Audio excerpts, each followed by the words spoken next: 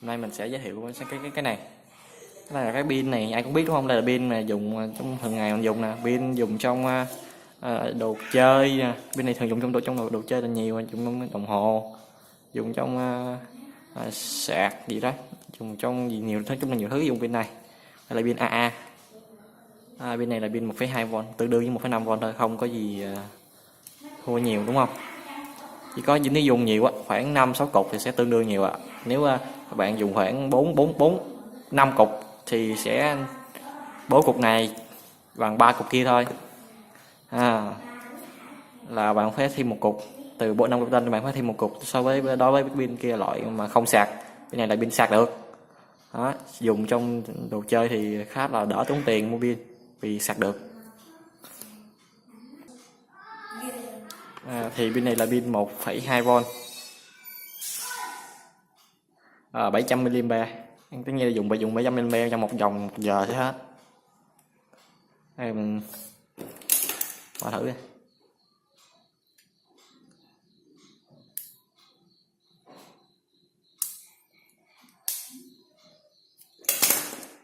Ok đây, một viên và 4 viên.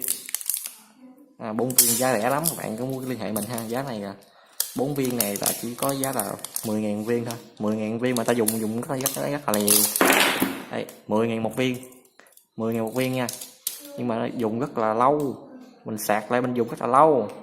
Cái này dùng cái bộ sạc lần trước mình có giới thiệu mọi người đó, thì sạc lại là dùng rất là lâu. Nói chung là bạn dùng mà không sợ, nhà ai mà có con nít đó chơi trò chơi, chơi đồ chơi không sợ tốn tiền mua pin. Các bạn là bạn lâu lâu bạn mua 10.000 bạn này mua này bạn xài mãi mãi, xài khoảng tới 1.000 lần sạc.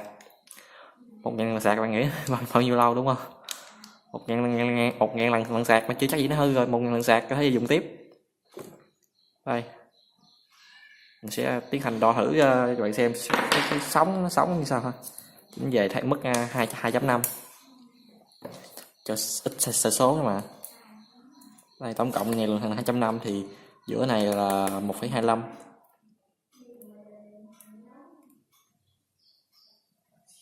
Ha, đây nó lên 1,2V đây bạn thấy à, chưa đến 1,25, 1,2V, 1,2V đây bạn thấy ha, 1,2V. Bên này dùng pin 1,2V nhưng mà dùng cho đồ chơi 1,5V dùng vẫn được bình thường.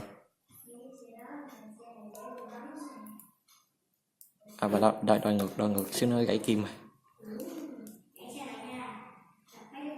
Đó ha, lên rất là chuẩn đúng không? 1,2 đến 1,25. Đây. Đấy, chuẩn không? Tổng chuẩn 4 viên là đầy đủ hết á. Mới hoàn toàn 100%. Bạn thấy dùng cái mạch sạc này sạc cũng được nè. Nhưng mà mạch này là dùng cho pin 3V7, các bạn phải nối tiếp 3 viên lại với nhau. Và 3V6 để bạn sạc vẫn được. Nối tiếp nha. Các bạn là nối tiếp 3 viên với nhau để thành 4V6, bạn sạc bằng cái bộ này vẫn được. Là pin 1,2V bạn dùng rất là ok cho những sản phẩm mà đồ chơi nít chơi đồ chơi rất là tốn pin. Bạn dùng cái này bên này là không sợ hết pin. Pin sạc chơi tiếp, đỡ tốn tiền mua pin rất là nhiều. Đó, ok, chào mọi người, thấy hay like subscribe kênh giúp mình. Cần liên hệ mình 10.000 một viên.